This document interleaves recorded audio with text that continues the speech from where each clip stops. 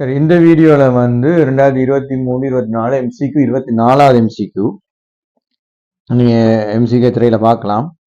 ஒரு முசலத்தை கொண்ட மூடிய கொள்கலத்தில் வெப்பநிலை Tயிலும் அமுக்கம் P1ற்கும் ஒரு லட்சிய வாயு உள்ளது. வாயு இடங்கொள்ளும் கனளவு 2 டெசிமீட்டர் கனமாகும். வெப்பநிலையில் கனளவு 5 டெசிமீட்டர் கனமாக்கு அதிகரிக்கப்படும் போது அமுக்கம் P2 ஆக மாறியது. இத்தொகுதி தொடர்பாக பின்வரும் எக்கூற்று சரியானது. ரைட். முதலாவது, வாயுடைய சராசரி இயக்கப்பாடு சக்தி அவ்வாறே இருக்கும். அதே வேளை P2 4 P1 ஆகும். 2, வாயுடைய சராசரி இயக்கப்பாடு சக்தி அதிகரிக்கும். அதே வேளை P2 2.5 P1 ஆகும். 3வது, வாயுடைய சராசரி இயக்கப்பாடு சக்தி அதிகரிக்கும். அதே வேளை P2 4 P1 ஆகும். 4வது, வாயுடைய சராசரி இயக்கப்பாடு சக்தி அவ்வாறு இருக்கும். அதே வேளை P2 2.5 P1 ஆகும். 5வது, வாயுடைய சராசரி இயக்கப்பாடு சக்தி குறையும். அதே வேளை P2 2.5 P1 ஆகும். சரியா? ரைட். பாப்போம். இதுல என்ன சொல்றாங்கன்னா, ஒரு முசலத்தை கொண்ட மூடிய கொள்கலத்தில் வெப்பநிலை Tயிலும் அமுக்கம் P1லும் ஒரு லட்சிய வாயு உள்ளது. வாயு இடங்கொள்ளும் கனளவு 2 ஆகும். 2 டெசிமீட்டர் கனம். வெப்பநிலையில் கனளவு 5 டெசிமீட்டர் கனத்திற்கு அதிகரிக்கும் போது அமுக்கம் P2 ஆக மாறியது. இத்தொகுதி தொடர்பாக பின்வரும் கூற்று சரியானது. ரைட். அப்ப என்ன ஒன்றும் இல்லை. இதுல வெப்பநிலையில் கனளவு அதிகரிக்கும். வேற ஒன்றும் செய்யறாங்க அவங்க. சரிதானே? முதல்ல இப்படி இருந்த ஒரு தொகுதி, ஒரு முசலத்தோட இருந்த தொகுதி, அது முசலத்தோட இருக்குதான். முசலத்தோட இந்த தொகுதியில கனளவு தந்திருக்கிறாங்க. எவ்வளவு? 2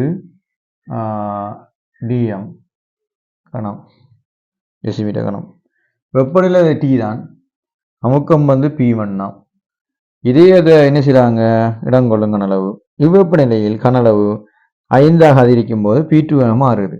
ஒன்றும் இல்லை, பெரிய கேள்வி ஒன்றும், சிம்பிளான கேள்வியைத்தான் என்ன செய்யறாங்க? இதை மாத்துறாங்க, கனளவை மாத்துறாங்க.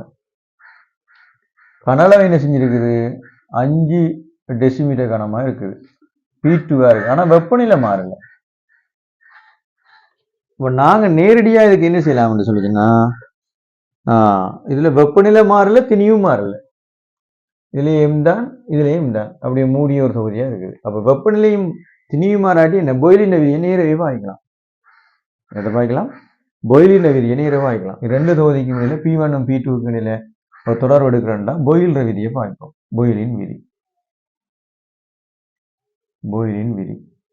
பாயில்ற விதி என்ன சொல்றார்? Rmமும் Tயும் மாறலை என்று சொல்லிச்சுன்னா PV K. இதானே? ஆக நேர என்ன செய்யறேன்? P1 தர 2 P2 தர 5.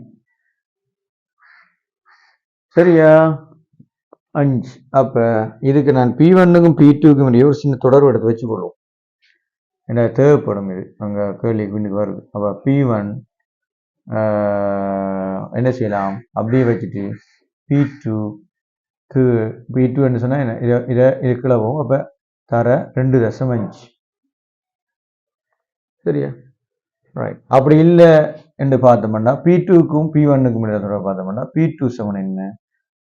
இவர் என்ன செய்வார்? இங்கே வந்து வேறாகவே P1 அப்படியே இருக்க கீழே வந்துடா 0.4. அப்போ 0.4 P1 இருக்கும். அப்போ 2 தொடர்பையும் வச்சுக்கொண்டு நம்ம விடைக்கு போக முடியாது.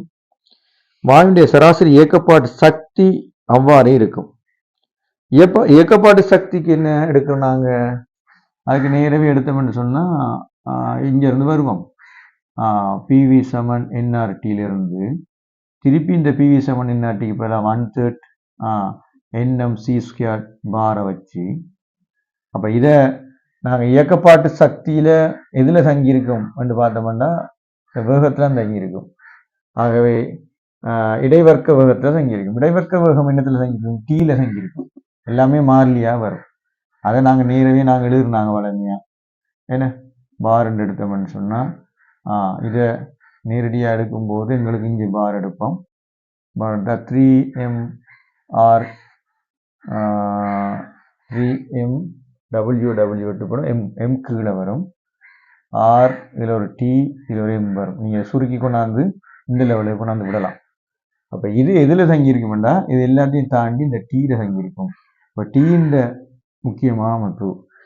அப்போ இங்கே வந்து டீ மாறல.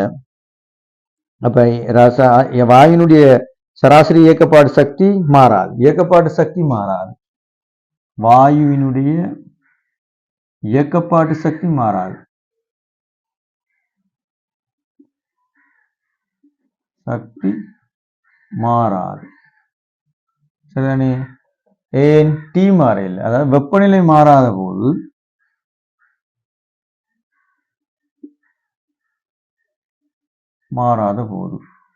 அப்ப சரி. அப்ப இதுல முதலாவது விட எடுக்கலாம். அவ்வாறு இருக்கும்போது அதே வேளை P2க்கு எடுத்தீங்கன்னு சொன்னா P2 வந்து 4 P1 இருக்கும். அதுவும் இருக்குதா? ஓ, அதுவும் இருக்கு. அப்ப இந்த முதலாவது விட வந்து அணுகுது, சரியா வருது. ரெண்டாவது வாயுடைய சராசரி இயக்கப்பட சக்தி அதிகரிக்குது. அப்ப முதலாவது அதிகரிக்கும் உடனே அங்க புல கொடுத்துடலாம். இது அதிகரிக்காது. ரெண்டாவது. மூன்றாவது வாயுடைய சராசரி இயக்கப்பாடு சக்தி அதிகரிக்குது. அங்கேயும் அதிகரிக்காது. அதுலேயே புல வந்துட்டு அந்த கூற்று பின்னுக்கு நான் பார்க்கல. என்னென்னா கூற்று முதலாவது முன்னுக்கே பிழைக்குது. வாயுடைய சராசரி இயக்கப்பாடு சக்தி அவ்வாறு இருக்கும். நாலாவது அதே வேளை P2 சமன் 2.5 P1 இருக்கும். P2 வந்து 2.5 P1 இருக்குமா. அப்போ அது பிழைக்குது அங்க. அஞ்சாவது பார்த்தீங்கன்னு சொன்னா வாயின் இயக்கப்பாடு சக்தி குறைதான், அதுலேயே பிழைக்குது. அப்ப நாங்க நேர விடைக்கு போகலாம். எங்க விடை வந்து இதுக்கு முதலாவது விடையாக வரும். விடை வந்து முதலாவது விடையாக எங்களுக்கு வரும்.